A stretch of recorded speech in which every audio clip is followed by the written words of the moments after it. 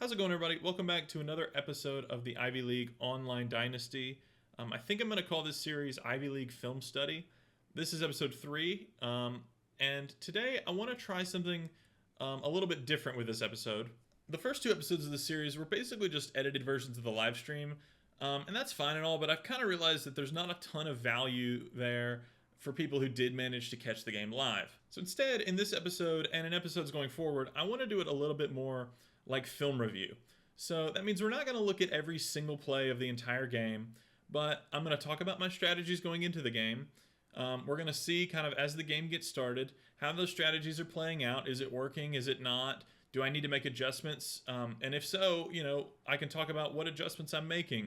And then we can see kind of throughout the course of the game how those strategies and adjustments are playing out, and we can talk about them in a little bit more detail than I'm able to offer as I'm playing the game live. So yeah, I think we're going to try to do that going forward. If you like this idea, if you like this format, let me know, leave a comment. If you don't like this format, if you liked the old format better, I'm open to feedback, so let me know what you think. But yeah, let's go ahead and get started here talking about this game. So we're facing off against Dartmouth. And Dartmouth are a really interesting case in the Ivy League. They have a new head coach. So their coach last season had to leave about halfway through the season. It got put on autopilot, auto-recruit, and we had a new coach join in this season. He's a good friend of mine. But basically what that means is their roster did not get all the benefits of human recruiting like the rest of the Ivy League, so they're basically a season behind. This is pretty easily probably the worst roster in the entire league. The guy who's controlling him kind of knew that going in, didn't have super high expectations, but it is interesting to see how this team is going to perform, because this is a coach that, while I have played him in other dynasties, nobody has played this Dartmouth team, so nobody really knows quite what to expect, and I think that gives him a little bit of an advantage going into these opening games. Talking about this Dartmouth offense, they have a super balanced attack. So I'm showing you here, this is a game summary from their only other user game they played before they played me. This was against Princeton, and you could see in this game summary here, they threw the ball 28 times and ran the ball 26 times. So super balanced. Unlike the other teams we faced, they don't have a strong tendency one way or another. They mix things up really well, so it's really hard to key in on what they're doing. They also turn the ball over very rarely. These are the turnover stats in the Ivy League. You can see they have the third fewest turnovers in the Ivy League, and the turnovers that you can really control, which are interceptions, they're tied for the fewest with only 2 interceptions thrown. So this is a team that's tough to key in against, that protects the ball really well. They're really disciplined. Against Princeton, they only failed to score on 1 of their drives. So it's a really tough team to break down. Even though their roster might not stack well up against the rest of the conference, they are really well disciplined, really well balanced, and really tough to beat.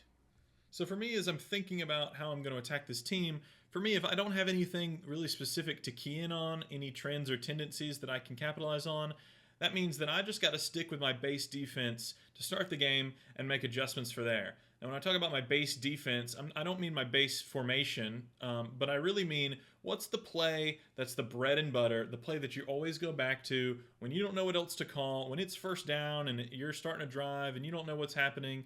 You're just going to lean on your base defense. This is your bread and butter. For some teams, it might be cover 1. For some teams, it might be cover 4.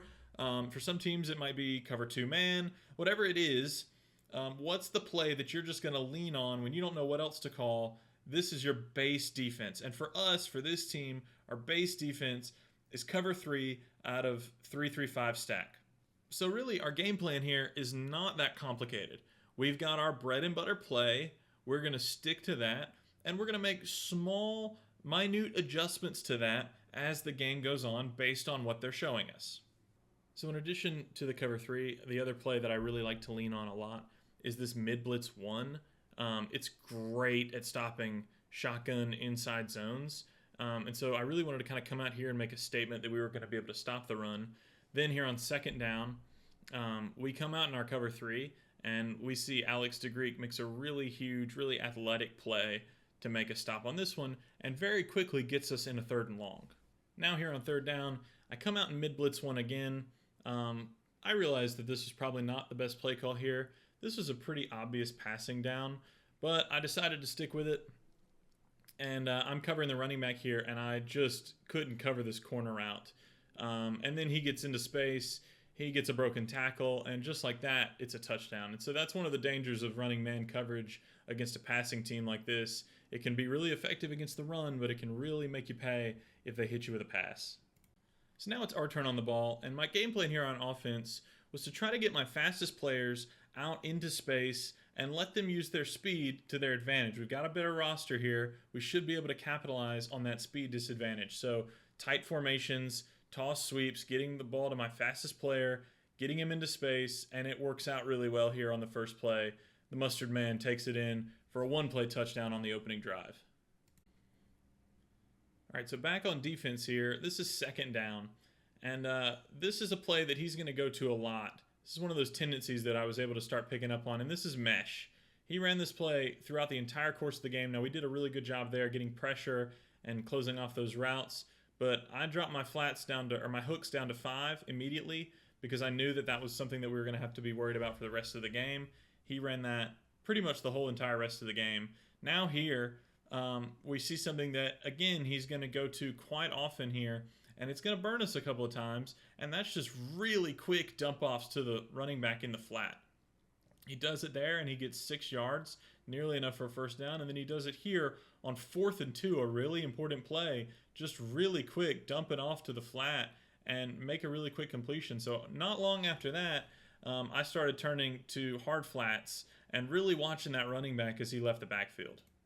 These next 4 plays here are super, super important. He's still driving, got a first down. We're coming out with our hard flats in our cover 3. And you can see he sends the guy in motion. And the guy I'm using, I'm trying to watch that motion because I was ready for it. And we did an okay job stopping the run. Now here on second down, and I'm going to pause it right here. Jack Kirkwood is starting at middle linebacker. I started him there after the Cornell game and wanted to give him a chance to rush the passer. That middle linebacker is the guy who rushes in our cover 3. So I wanted to give him a chance to rush the passer, and he was a menace for us today. So he gets pressure there. Now, 3rd and 5, we're sticking with the cover 3, and look what he comes out in right here. It's instantly recognizable. That's mesh, and we're ready for that. We've got our guys in a good position. We're ready for the mesh. He tries to throw it, incomplete. We made a great play on the ball. Now, 4th down, 4th and 5, coming out with the same hard flats, cover 3 that we had been running. Shifted our line to the right just to kind of watch the run in case he tries to do that. Pause it again, and instantly it's mesh again, and we can recognize that. Now this one had another guy crossing deep, but it was too late for that to develop. We got pressure, forced a turnover on downs, and we are back on offense. So my plan on offense is still to get the ball into my playmaker's hands in space. So I'm running double outs here, knowing that my wide receivers are one-on-one on the outside. His guys can't make a play on that. He just doesn't have the speed or the athleticism, and instantly we're able to get a huge play down the field. Now, unfortunately for us, we weren't able to fully capitalize on this great field position.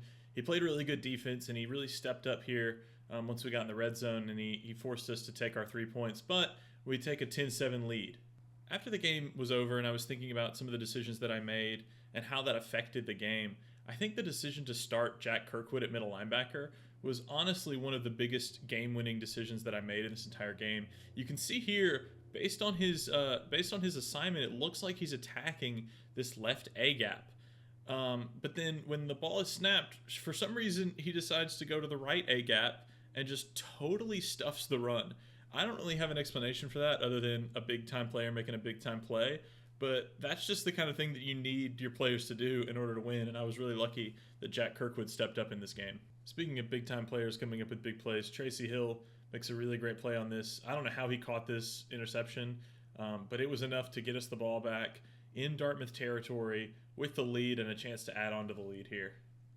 So back on offense, I figured that we had done enough quick plays, short runs to hit them with the play action, and their whole defense bites on the play action there. You can see every single linebacker just standing still, unable to really do anything about that. Get a big play. Now we're inside the 5. All right, so now 1st and goal, and this is one of my favorite plays to call here on the goal line. It's basically a naked boot, and if I'm able to get to this point, I'm able to have this open space. I've got so many options. I've got 3 guys going to the left that I can throw to. If they're not covering any of those guys, I can easily throw to one of them, or I can just run it in like this and get an easy touchdown, and all of a sudden we're up by 10. So now the ensuing drive for Dartmouth, and the pressure's really on here. No pun intended, but also our pass rush was really on. Jack Kirkwood making a huge sack here, making it 2nd and long.